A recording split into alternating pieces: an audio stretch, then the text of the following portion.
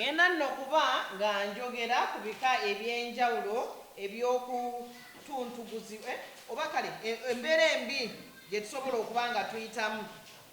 This can be a difficult topic for people. Era munnange topika eno si nnungi eri abantu. It can bring up a lot of feelings, maybe feelings that aren't so good. Kigenda kuba nga kireeta okuwuliramu gwe ekibantu kye bagenda okwogerako okisanga wakiyitamu kijja kusitusa embeera eyo mu ggwe. So I want to ask you to take really good care of yourself as we have this conversation.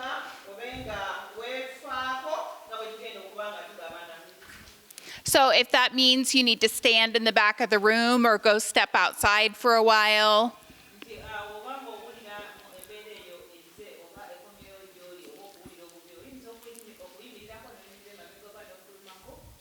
If you need to talk to somebody, Ethi or Maureen or other people are here for you to talk to and pray with you.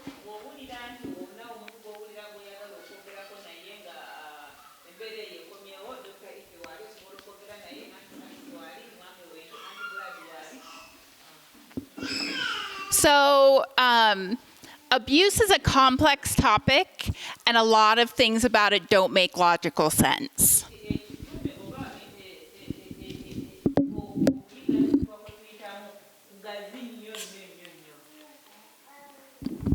The only way we can really understand abuse is to see it from God's perspective.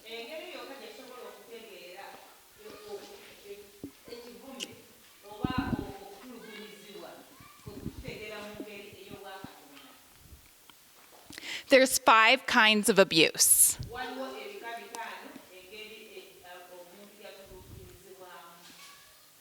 All of them are destructive, satanic perversions of the beautiful creation plan of God.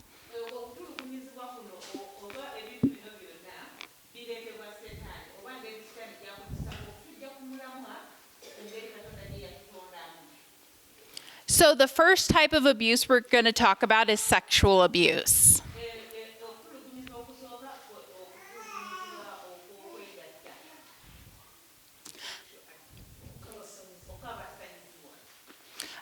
Sexual abuse is the involvement of a minor in the sexual gratification of another.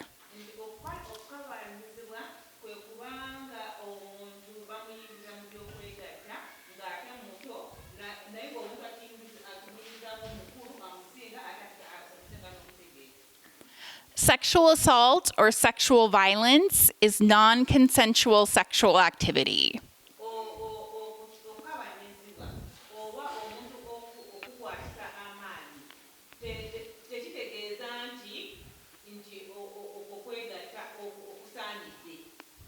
So what do you think consent means?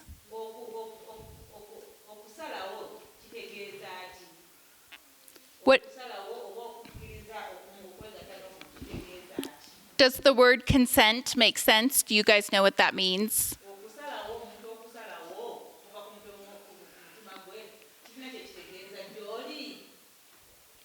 Yes, no.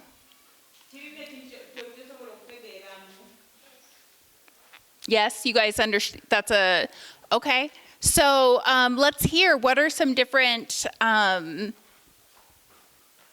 sorry. What do you think consent means? Is it consent if someone is badgering you or forcing you to do something?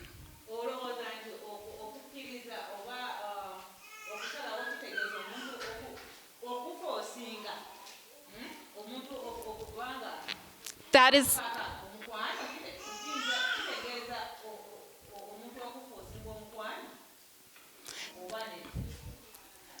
this is not consent.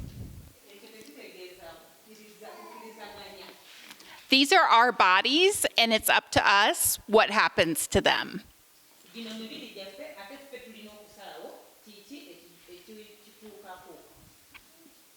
So consent means you aren't being convinced or bullied or pressured or repeatedly asked.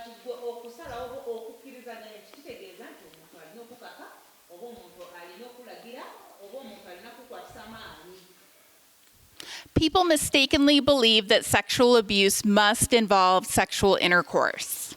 abantu balowooza nti okukabanyizibwa kitegeeza okubanga weegatta n'omuntu physically. Sexual abuse is the destructive perversion of the beautiful one flesh intimacy God ordained for married couples. Okukabanyizibwa oba okunyigirizibwa kuno okukabanyizibwa kuleetebwa omulabe okubanga awewula ajjawo ebirowoozo bye kuba atuusa ebirowoozo byaffe ku ki katonda kye yatonda ekirungi. Sexual relations are a beautiful divine gift, an expression of unconditional love. Sexual relations are a beautiful divine gift and an expression of unconditional love. Kakati enkolagana eno ey'okwegatta nnungi naye mu bufumbo ate eri abantu abakulu. Katonda nga yakiteekateeka okubeera nga weeri wakati w'omwami n'omusajja n'omukyala. Sexual abuse grotesquely distorts the relational aspect of the image of God and the divine plan for sexuality. Kakati bano abakabasanya abaana ab'obuwala oba embeera eyo ey'okukakibwa omukwano omulaba agikozesa okuggyawo enteekateeka ya Katonda eyasooka kubanga Katonda yatonda nga omukwano ogwo enkolagana eyo wakati w'omusajja n'omukyala nnungi naye omulaba ekyakola kwe kugikozesa ng'omuntu akwatiddwa omulaba aba agikozesezza ate okuleeta obubi eri omuntu ono naye nga ate teyali nteekateeka ya Katonda. With sexual abuse, no longer gives life but destroys life. Kubanga omuntu wabanga bamukabasanyizza mu by'omukwano tekireeta bulamu wabula okubanga atuntuganyizibwa oba ng'ayisibwa bubi. Sexual abuse, sex, does not express selfless love, but instead is an expression of destructive selfishness. Kakati n'okwegatta kuno okubanga omuntu akukase bukasi tekulaga kuli kwagala kwa Katonda obulungi omuntu bw'abanga ayagadde eri omwami we naye kiba kiggyewo okwagala okutuufu ne kulaga eri ono akabasanya okuba nti ye yeerowoozaako yekka yeeyagala yekka tafuddeeyo kyali kutuusako ono gwali okukaba omukwano. The next one we're going to talk about is physical abuse. Kakati eyo y'ekika kya abuse ebadde esooka mu mukwano. Kakati ey'okubiri gye bayita physical abuse ku mubiri nga aliwo obulumi obukutuusibwako ku mubiri gwo. Physical abuse of a child is any non-accidental injury to a minor by an adult or older caregiver. Kakati eri abaana abato oba kakati nga eri mmwe bwe twogera ku physical abuse oba okunyigirizibwa kuno okw'oku mubiri kutera kutuusibwa ku baana abato omuntu omukulu either ng'akukuba ayinza okutuusaako obulumi tetutegeeza ne physical abuse ku mubiri gwo nga waliwo obulumi omuntu omukulu osanga oba ne munno bwakutuusaako. So blows, burnings, or other physical assaults are just some of the things that can cause injury to the child. Kakati oli ayinza okuba ng'omwana obanga gwe ng'okubiddwa otuuliddeko n'abaana be bookyezza bagamba ekireeta obulumi ku mubiri ekyo kye tuli okwogerako ng'ekika ekya abuse oba okutundubuzibwa okw'omubiri. Physical abuse can include threats, slaps, punches, kicks, and assaults. Kakati nno muneeno mulimu teke ne bakubayo ku tteka awo ne bakukuba empi oba n'ebigambo naye nga bikulumya. With inanimate objects and assaults with lethal weapons, when physical abuse occurs among family members, it's called domestic violence. Kakati bwe kiba nti kikozeseddwa mu maka gaffe nga oli ayinza okubajjira ebyo ejjambi yammanyi abamu bagenda ne basala oba omubiri oba ekitundu ku mubiri ku mukyala we oba omwana we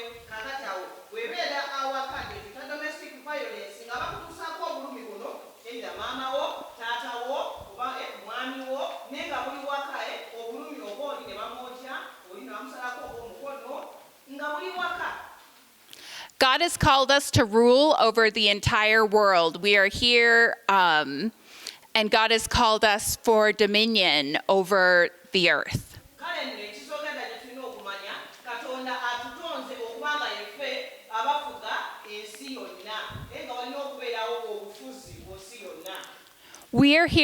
We are to care for God's creation as God's representatives by cultivating and exercising responsible dominion. Kaakati nga abaatondebwa katonda tusaanidde okussa mu nkola obufuzi buno eno nga tufa ku butonde naye nga tulaga nti yeffe abafuga. Through physical abuse, we injure and demolish what we should nurture, sustain, and enhance. Naye ate mu kunyigirizibwa kuno okw'omubiri kubanga ogenda n'olaba akuba waba takozeseza sapatu ye abajja agenda atemeyo omuti awo okukiibwe ate erino abe ng'akuba n'ekibookoze naye osanga ne gye muddukira gye mulwanira n'obutonde nabwo gabukosebwa. Instead of functioning as God's gracious representatives to care for creation, physical abusers distort the image and character of God. Kaakati mu kifo ky'okuba nga tussaamu ekitiibwa katonda nga tukozesa bulungi obutonde bwe abo abanyigiriza abalala okuyita mu kuleeta obuvune ku mibiri gyabwe ate ekifaananyi kya katonda ekyo eky'obutonde bakikyusiza ddala ku lw'obubi. So the next one we're going to talk about is neglect. Kaakati ekika ekya abuse ekirala ekyokusatu kye kiyitibwa neglect oba okulekebwawo oba okugaanibwa. Neglect is the opposite of physical abuse, but it produces similar results. Kaakati kino kiyinza okuba nga tekyefaananyiriza nnyo nga onaakutteko ku mubiri oba kukosezzaako obuvune naye nja kwekyo okulabirako taata we alina okugabirira naye n'atakugabirira maama we alina okusasulira fiizi alina okuwa emmere naye n'akoleka bulesi n'atakufaako. Kino nakyo abuse oba kutuntuza kika kyakutuntuza kirala. Instead of inappropriate actions such as physical or sexual abuse, it is a failure to act. Kaakati wano mu kifo ky'oli okukabasanya mu by'omukwano oba okutuusaako obuvune ku mubiri gwo wano eno onaakola abuse eno eya neglect eya talina kyakola tafaayo atunula obutunuzi ebyetaago byo tabituukiriza atunula obutunuzi yenjawulo ate eriwo mu kino. Neglect is the failure of a parent or guardian to provide a minor with adequate food, clothing, medical care, protection, and emotional support. Kaakati okwesuulirayo obwannaggamba kitwali ekigambo ekituufu kino kye twogeddeko nga ate kiba kitunduza abaana nga mmwe wano kitegeeza nti omuzadde wo oba akulabirira yeesuulirayo bwannaggamba n'atakusasulira batugambe fiizi yo n'atakuwa mmere n'atakuwa byetaago atunula butunuzi otise toliiwo ng'omwana we. Kitutuntuza era kika kyakutuntuza. This is true only when you as a parent do not have the resources to provide for them. So if you can't afford shoes, that's not a form of neglect. Kaakati twagala tube nga tutereezaamu wano omuzadde wo aba yeesuuliddeyo bwannaggamba oba nga takulabiridde waba nga alina obusobozi naye n'atakikola. Katugambe muzadde wo alina obusobozi okugulira ebitabo ng'oddayo ku ssomero naye n'agamba gundi gwe ffennaffe tetwawandikiranga bitabo sirigenda kugulira bitabo. Asobola okugulira ebitabo asobola okugulira engatto naye n'agaana bugaani eyeesuulirayo bwannaggamba si nti talina busobozi naye agaana bugaani.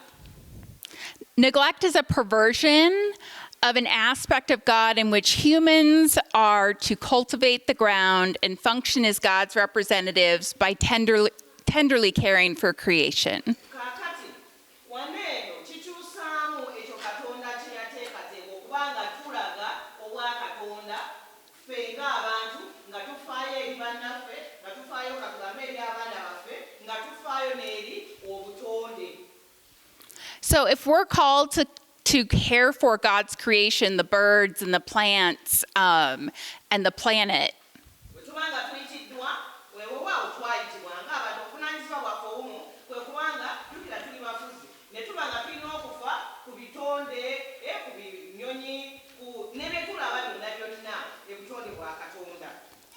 how much more should parents tenderly care for their own children who are completely dependent on them? Kaakati ekibanja Katonda atubanja n'okulabirira obutonde tekisingawo nnyo obuvunaanyizibwa Katonda bwe yeetisizza abazadde okuba nga bafaayo eri abaana baabwe kubanga abaana baabwe batunuuliddeko abazadde okuba nga bafuna ebyetaago byabwe. Whether neglect is chronic or occasional, it can be very, very damaging. Kaakati omwana nga bwe twogera kati kiyinza okuba nga naawe ogamba bannange muzadde wange tanfaako tampuliriza tangabirira byasaanye kubanga angabirira ng'ate alina obusobozi tetugamba nti ekyo kika ekimu ekyokutuntuzibwa ate kisobola okukolera ddala omwana ow'obuwala oba omuntu yenna yenna mubi ddala.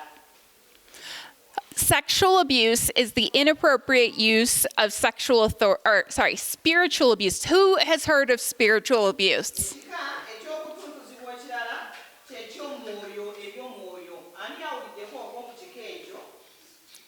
Anybody? Spiritual abuse? No. Mumanyi waliwo n'okutuntuzibwa okw'omu mwoyo.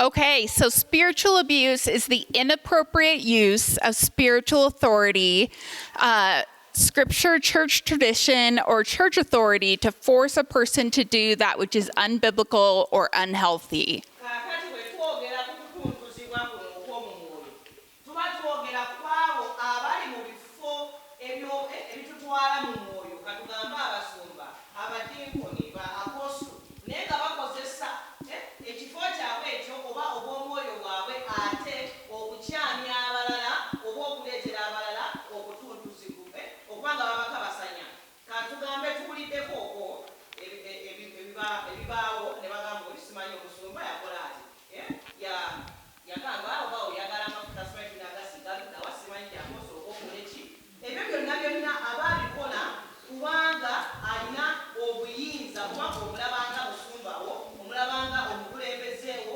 akozesa ekifo kye ate okukola obubi ekyo kye tuli okuyita spiritual abuse. So asobola okuba ng'akozesa ekifo kye okuleetera okwonoona tuwulidde abagamba abakolerezi baabwe bagaba amafuta basooke beegatte nabo naye ate ne wampulira enjiri ekyamya ekyo nakyo kigwamu spiritual abuse. Bino byonna byonna tubyogerako musobole okubimanya mubeere bulindaala. So this can involve a forceful or manipulative denial of that person's feelings and convictions. Kaakati omuntu abeera mu kifo kino ekyobukulembeze engeri gy'akikozesaamu okuby'okutuntuza abalala akozesa ekifo kye okukuleetera okulowooza nti osanga ebintu binaakolebwa bwe biti oba n'akuleetera okukola ekintu gwe kiwandibadde toyagala kukola ng'omanyidde ddala nti si kituufu. In the church that I grew up in as a child, Ye kaakati agamba mu kkanisa gye yakuliramu ng'omwana there was a man who was sexually abusing the boys in the church. yaliyo nno omusajja ng'alya ebisiyaga mu kkanisa. And he actually admitted to people that he had this problem. Era yavaayo n'agamba abantu bwe yali alina obuzibu buneero kyokka ng'abaana ab'obulenzi abato balya ebisiyaga bana abaana ab'obuwala nabo mumanye tuli mu mulembe ogwakyama ne mu kkanisa ebintu bino gyebiri naye obanga okitegedde omanya nti newankubadde ono alina ng'eyita gundi wanajja kuba ayagala kunkabasanya sigenda kukkiriza bw'oba okimanyi osobola naawe okuba nga weeteekako olukomera oleme kugwa mu mitego gya mulabe. So when he couldn't hide it anymore and he went to the church leadership and admitted what he'd done, he also said that he had repented, God had forgiven him, and this was no longer a problem. Yagenda ndowooza omwoyo wa Mukama yamugwiriza olw'ekibi kye n'agenda mu lujjudde ew'abasumba mu kkanisa ne yeenenya era n'alaga ng'osse yali akyenenyeza Katonda amusonyiye era tekyali nga kikyali kizibu. But the abuse continued. Naye ate yayongera okukabasanya abaana ab'obulenzi ng'abalya ebisiyaga. And the pastors continued to let him have youth group functions at his house. Kyokka abasumba abaali bategedde kyalina ekigenge ekya okuba ng'asiyaga ng'akabasanya abaana ab'obulenzi bagenda mu maaso nga bamuganya okubeera n'enkuŋŋaana ez'abavubuka mu nnyumba he would be allowed to serve at youth group functions, serving food or spending time with the kids. Ne bamuganyanga okuba nga mu nkuŋŋaana ez'abalenzi ng'ezo ez'abavubuka yagabanga emmere bw'abaweereza. Finally, one of the families came to the church and told them about the abuse they were experiencing. Kaakati watuuka akadde omu ku famire ezimu ez'abalenzi bano abaali bagenda nga ndowooza mu nkuŋŋaana ezo ne bajja mu kkanisa ne bagamba bannange kino tekiwonanga wakyaliwo obuzibu kwonanga basanya baana. And the church said, you need to forgive them. You shouldn't report this to anyone. Kanisa abakulembeze ne bagamba muba musonyiwe tewabaako we bamuloopa. If you're a good Christian, you will forgive. Bw'obeera ng'oli mukristaayo omulungi musonyiwa osaanidde kumusonyiwa.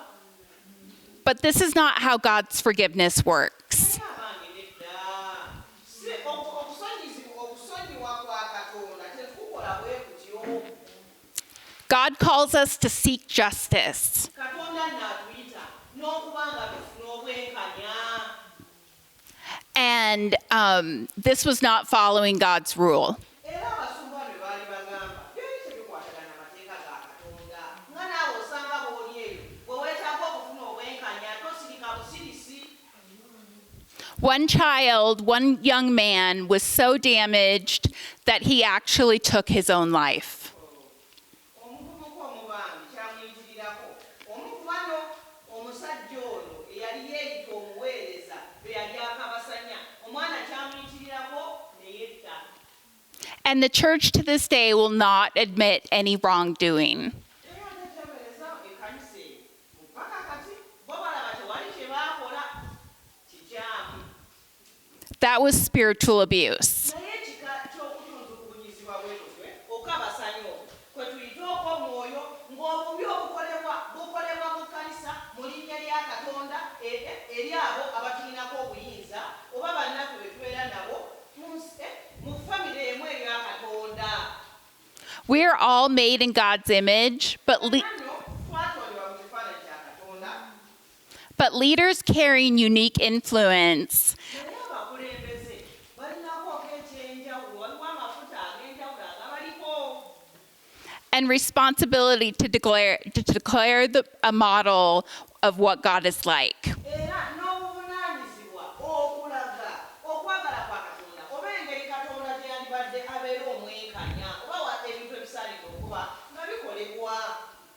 The Bible tells us that teachers and pastors and leaders are held to a higher standard and will be called to give account of themselves before God. Bayibuli etugamba abaweereza, abasumba, abasomesa bo bayitiddwa ate ku ddaala erya wagguluko era bajja kuba nga bawa embalirira ey'enjawulo eri abo abantu Mukama babeesigisizza mu maaso ga Katonda.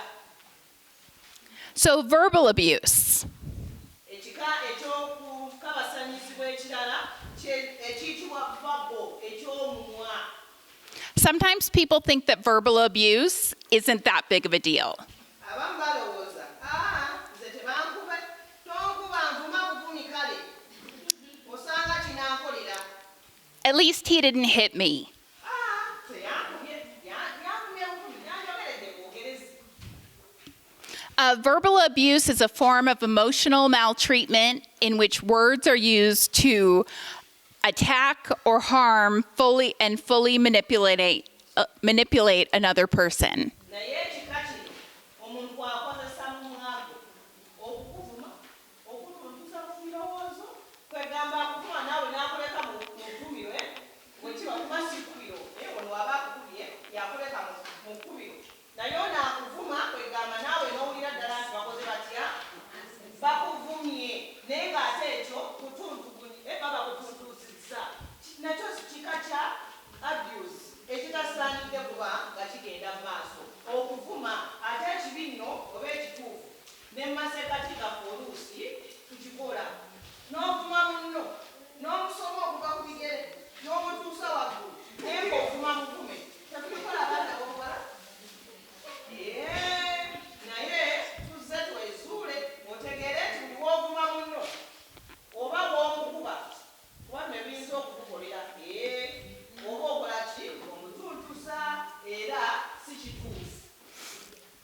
verbal abuse is every bit as harmful as physical or sexual abuse, and in some cases, it's even more damaging.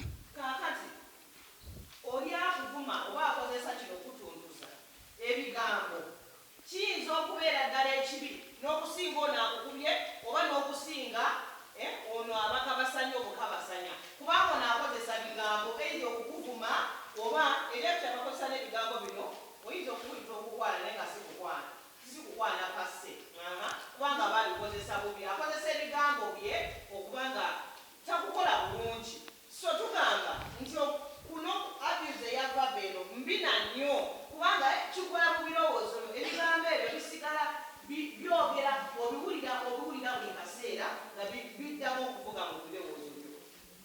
Words are powerful and they have the ability to create the universe. God spoke the universe into existence and all that life exists in it.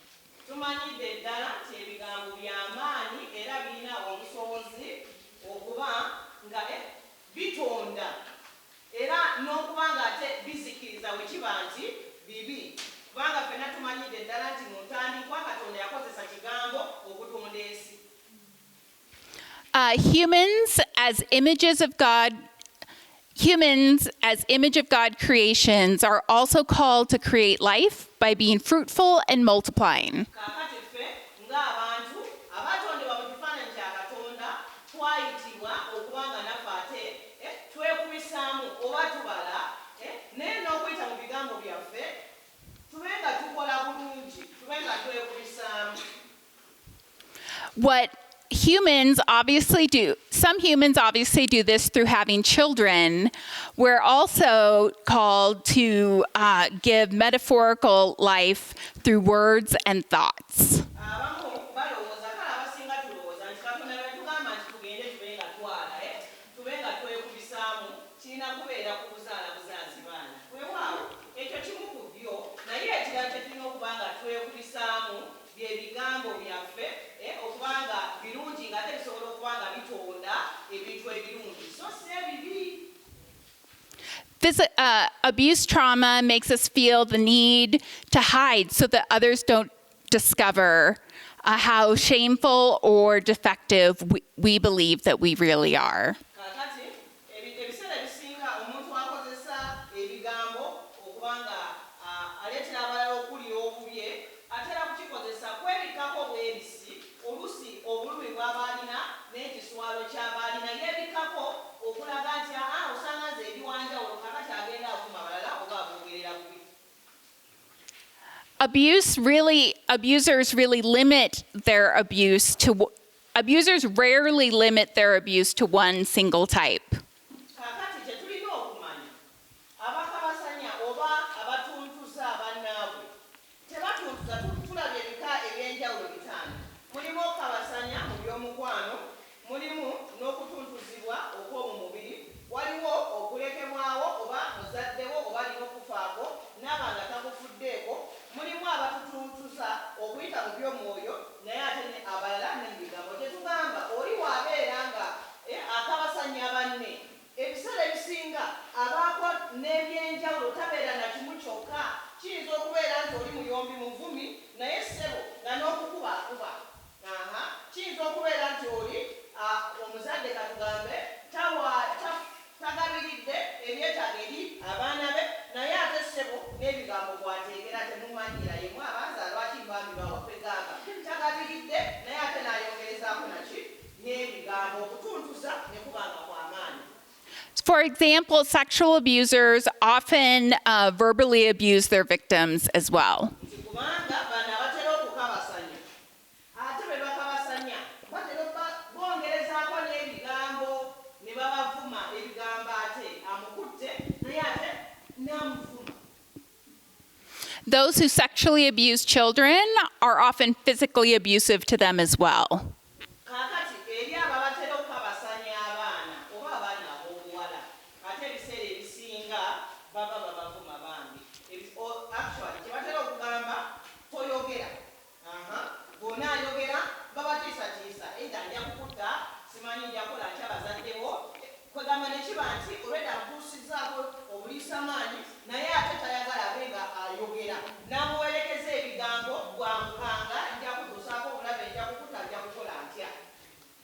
Abusers that perpetrate physical abuse are almost always verbally abusive as well. Kaakati ne bano abakuba, abasamba, abakuba engumbi, abasala emikono simanyi abookya bannaabwe tebakola bukozi ebyo byokka ebireetera obulumi ku mubiri naye ate bagenda mu maaso ne kiba nti n'okuvuma akuvumirako ayinza okugamba ebyo kwokyeza bitono kibakoze kuwadde ntono ojja kukwongera kwegamba n'akwongerezaako olwedda akukubyekubye naye n'ebigambo nga kwaweyereza.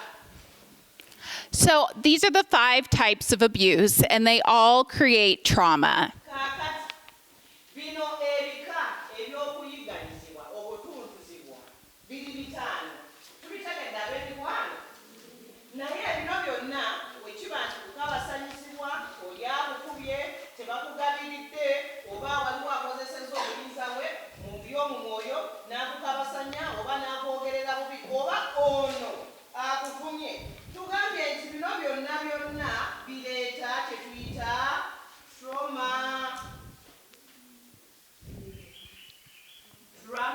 oba trauma ojja kuba nga mutegeerera ddala.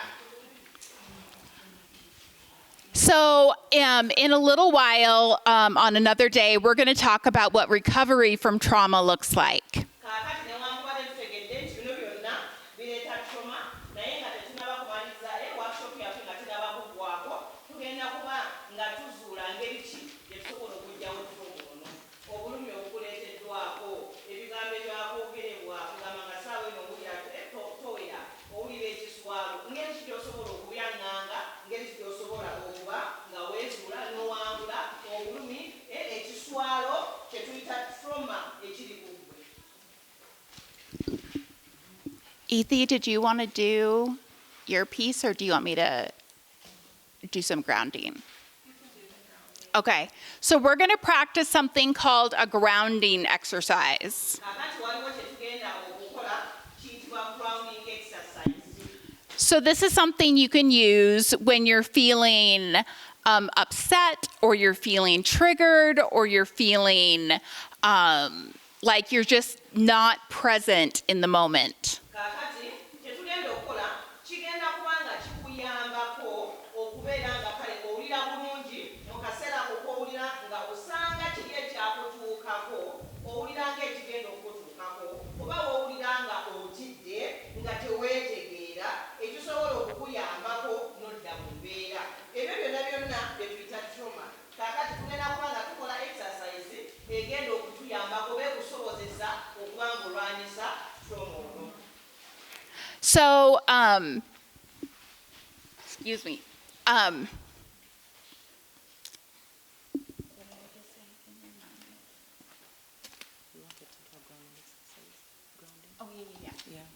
So what I want you to do is to sit in your chairs, really feel yourself sit in the chair, put your feet on the floor. Kaakati exercise eno gikola bweki ogenda kutuula bulungi owulire nga ebigere byoye bituuse wansi ku ttaka.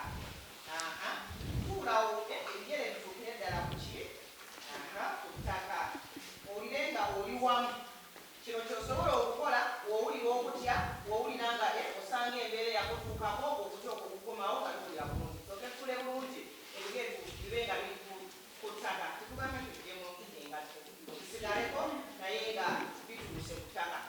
So you can close your eyes while we do this or leave them open. It's completely up to you. Kaakati osobola osibiriza amaaso n'otukola kino oba osobola ogaleka nga otunula kinasinzira bwe tonaawulira. So I want you to sit back in your chair and really feel the support that the chair is giving you. Feel it rooted into the ground. Kaakati wulira nga otudde bulindaala ne ku ntebe ng'owulira ogiwulira bwe kiba nti kukusapootinga oba nga owulira nga kale ng'ogumidde nga nayo entebe ogiwulira nga naye n'ebigere nabyo biri ku ttaka. So I want you to start taking intentional breaths, a breath in, a breath out, just like you would normally breathe. Kaakati exercise kino tugambye zituyambako owulira obusungu owulira nga bikusobedde tugenda kuba nga oyingiza omukka okufulumya. Kawekira okukola twakola kyengendereza breathe out. Normal in and out. In and out. And while you do that, I want you to pay attention to your breath. Pay attention to what it feels like as it comes into your body and as it comes out of your body. Kaakati kale tugenda kubanga tuli attentive abali okugambe mwekirawo. Kaakati oba osobola okuzikiriza amaaso go gazikirize, oba osobola kati gy'ebirowoozo ku bintu ebirala obe nga bw'ossa owulira omukka ogwo ng'ogusika ate nga bw'ogufulumya obe ng'oguwulira. So you breathe in and breathe out naye nga ofuddeyo okubeera attentive nga owulira omukka ogwo kakasa nti waliwo kirala kikujja ku mulamwa ebigere nga bituukidde ddala wansi owulira entebe ogituddeko ogumidde kino kyosobola okukola ng'owulira otidde ng'owulira trauma eringanga ekomawo okusobola okukakkana. So we're going to let you sit in silence and focus on your breath. If your mind wanders from paying attention to your breath, just very gently bring it back to our focus point. Kaakati tetwagala okubanga ebirowoozo byaffe bibaako kwe kussa omanyi tussa naye nga tetuvangayo okuwulira omukka ogwo nga oguyingiza nga ogufulumya. Kaakati ogenda kubanga ofokasinga kijja kulabuza nga tuzikiriza amaaso kubanga otojja kubanga otunuulira akuli okumpi simanyi nga kuwuliriza kugamba ki. Kaakati ebirowoozo bino bikiba nti biringanga ebitambulatambula ebirowooza ku birala bikomyewo kubanga olina obusobozi obukomyawo kibe nti ekyolowoozaako oba kyowulira gwe mukka guno gw'oyingiza ate gw'ofulumya. So tugenda kusiriikirira kati oyingize ofulumye oyingize ofulumye naye nga olowooza kwekyo owulira ekyo. So go ahead and breathe, and we're going to let you sit and focus on your breath. Kakati tugenda kufuna akaseera kano just tuula bulungi osiriikirire gwe ky'olowoozaako ssaawa eno kwe kusaako okwo kwokka nga bw'ossa oyingiza omukka ogufulumya ebirowoozo bikomyewo biba bigenze ewalala.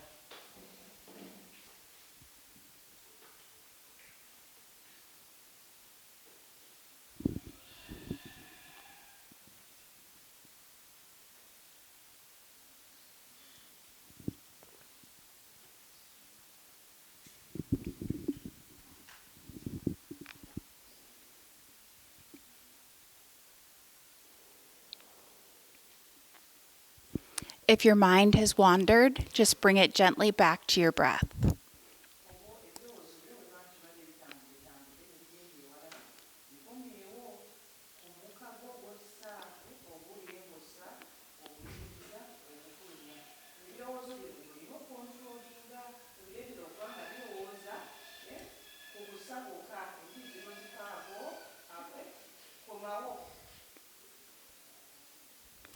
I want you to slowly begin to deepen your breath.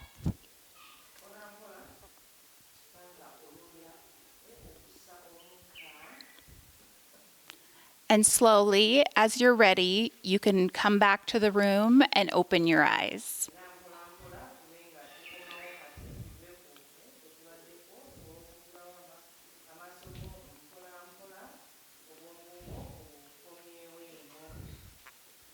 So our bodies are full of stress hormones.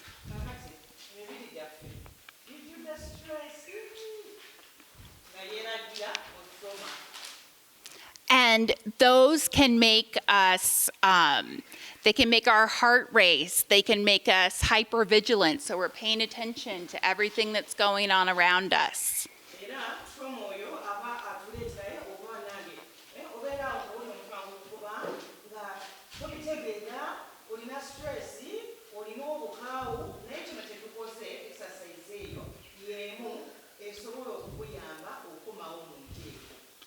Our bodies really want us to be in a state of homeostasis. So they want us to be in a place of balance where the stress hormones and the good hormones are in balance with each other.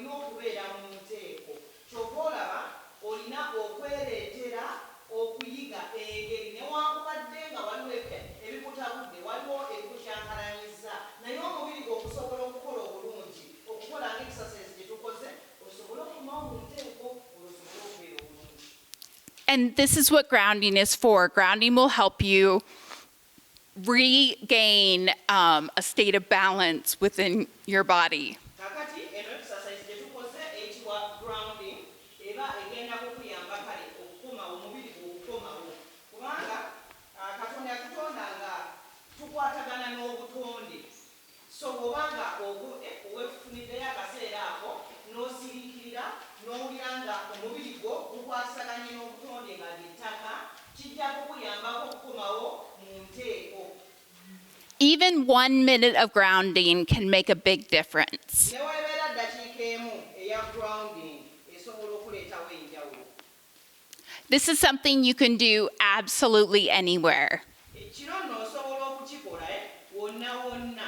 Kaakati ndowooza tusobola okwanguwa kubanga eri okusaba bayita okusuulako wali awo osanga abakuumi bakoze batya mu kifo ky'okubaddiza oba okuba nti oli mu busungu osobola gwe okufunayo akaddeko n'ogamba bano tebaategedde nze nafunye kaakati ekyama ekyokulwanyisa trauma akanda akuboga n'eri akanda akola atya bwefunayo akaddeko osiriikirire osobole okukumyawo omubiri gwo mu nteeko bino okweraliikirira kwonna obusungu stress ejja kubanga egenze. So let's say you're standing in line somewhere and you're feeling anxious. Katugambe waliwo w'oli naye nga owulira toteredde. And you can do this exercise right then. You can pay attention to your feet on the floor, maybe spread your toes out, really feel connected to the ground. Eno exercise gye tukoze si nsonga wa w'obeera kasita owulira ng'otabudde omutima osanga gukuba nnyo waliwo ekikweraliikiriza okusobola okukomawo mu nteeko ofuna kutumya akatebe oba w'otuula ebigero biteeke okakase nti bikwasaganye ne wansi osobola okuzibirizaako amaaso go ng'otandika okussa nga bw'oyingiza bw'ofulumya kijja kuba nga kikuyamba okukomawo mu nteeko. You don't have to close your eyes. Tolina kuzibiriza amaaso kubanga oyinza okubeera awantu nga tosobola zibiriza. And do this until you feel your heart settle and you can feel the anxiety begin to dissipate. Naye kino kiba kigenda kukuyamba omubiri gwo okukomawo mu nteeko kakati bw'okikola oyingiza omuka n'ossa kitegeeza kubanga obanga waliwo ekikutabudde osooka kubeera nga asasa ennyuso otandika mpolampola omutwe ogwo n'otandika okugusawo gwingiza mpolampola paka bw'ofokasinze ku ekyo kijja kuyambako okudda mu nteeko okulwanyisa trauma bw'oyinza okuba ng'oyitamu.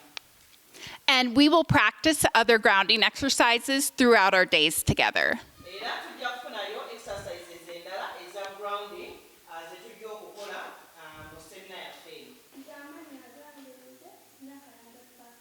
She's Nakalanda Fatuma. What are plans? That you have to believe in yourself. You don't have to. This is a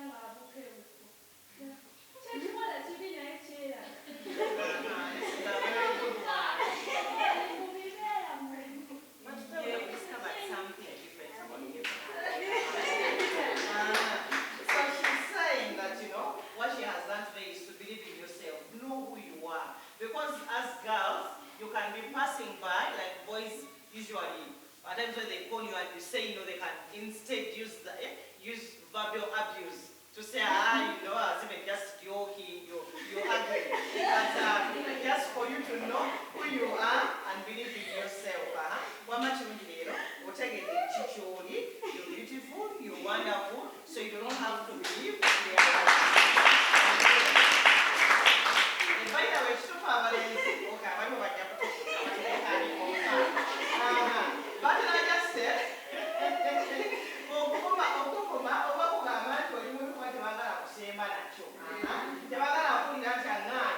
I'm just telling them that usually boys, just retaliate and being abusive because they don't want to accept that this girl has said no to me. So that is why they speak verbally, maybe words that are not really good. We have discovered who we are, so you don't have to believe the words of the boys, but you still have to say no because you know who you are. See, wow.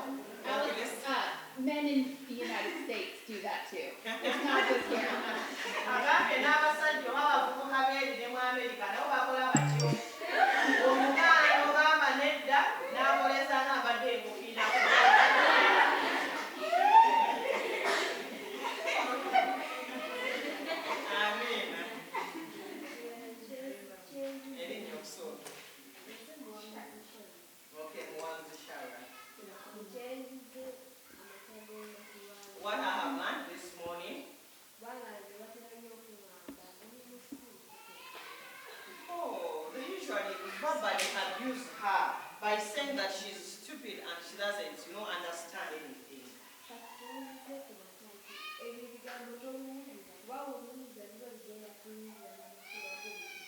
So today I have learned I do not have to listen and allow, okay, of course you can listen, but I don't have to allow those words into my heart because they will break me.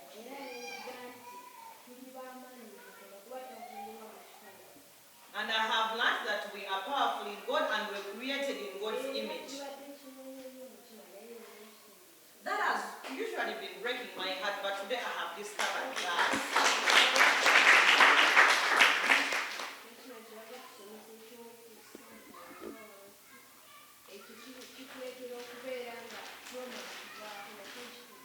She has also really understood this grounding exercise because she has learned that this helps the trauma to get away from us at that time when we do the grounding.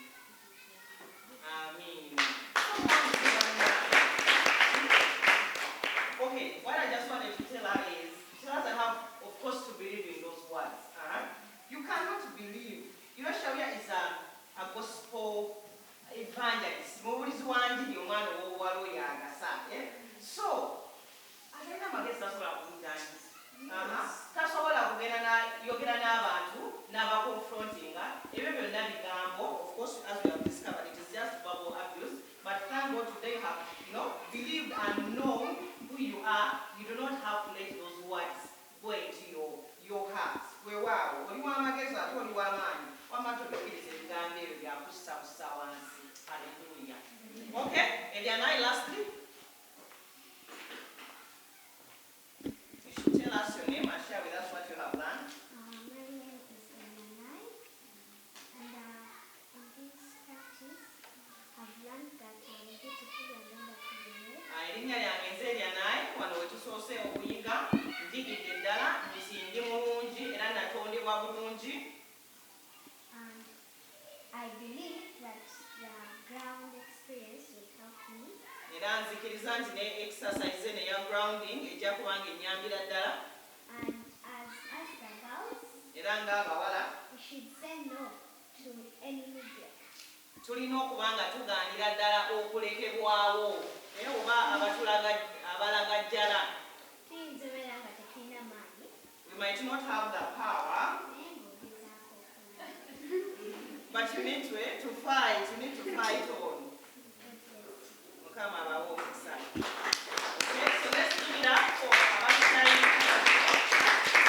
Thank you so much. Nebalinga banaffe, Mukama abaweere ddala omukisa. Bwetu tumetuyiga, bwetu tumetugabana, Mukama ajja kuba nga atukoleramu ddala omulimu. So that's their experience, like sharing for so far. Perfect. Are we ready for lunch? I think so. Are we? Now, as a girl child that is in this place, we believe God has brought you here for a purpose. Or maybe in your home or at school or around where you stay, you may be going through a different form of abuse.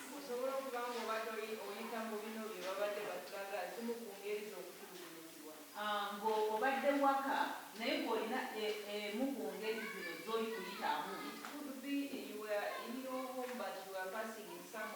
Like some people have shared, some of the girls here have been verbally abused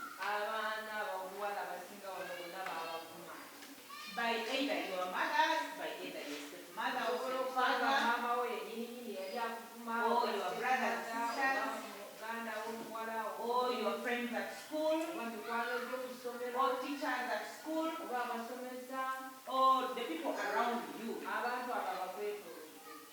And some people have physically abused you.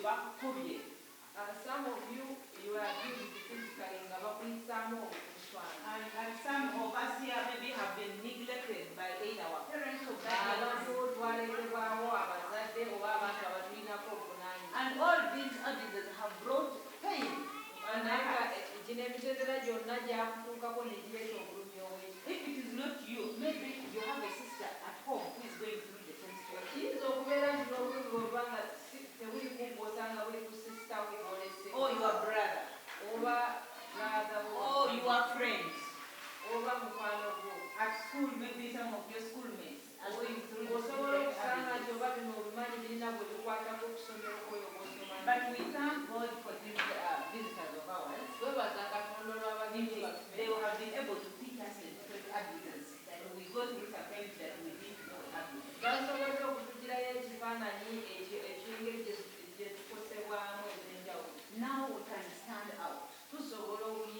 because we know our curriculum design. kubanga tumanyi ekifaananyi kyaffe ekikulu. We can stand together with our friends Tusobola okuyimirira and our n'emikwano sisters gyaffe, and cousins tuyimirira ne baganda who baffe, are going through baganda different baffe, abuses. ababa bayita mu ngeri zino ez'okutulugunya. We now know how even to help them Kati tutegeedde n'engeri with the esobola different obayamba. exercises that can help them to settle down or to release the trauma. Tulina n'exercise zetufunye grounding exercise osobola okigamba omuntu gw'owulira ng'embeera eyosuseeko tula bulungi saawa ofunye ofunye awo omuntu olwo n'awulira ng'ateredde. That's why next session again is going to be very wonderful. Kati kyemanyi nti ekiseera kyaffe ekiddamu kigenda kuba kyamaanyi. And tomorrow it is even going to be wow. Kati ate enkya kigenda And then the other Monday it is going to be more beautiful. ate Monday ye eryeddako kigenda kubeera nga By the end of this conference or seminar, ng'olukungaana lwo bwe lunaatuukira okuggwa, you who has chosen to come, you who is going to be attending, mwabasazeewo okujja abaliwo you're going to go back when you are healed. mugenda kuddayo nga buli omwana You're going to go back when you know who you are. mugenda kuddayo omuntu wategedde You're going to go back when your self-confidence, you have built your self-esteem. ogenda kuddayo kati ng'owulira osinga You can stand towards, you can stand and face the situation osobola okuyimirira n'oyanganga embeera and be able to come out of it. n'ogivaamu.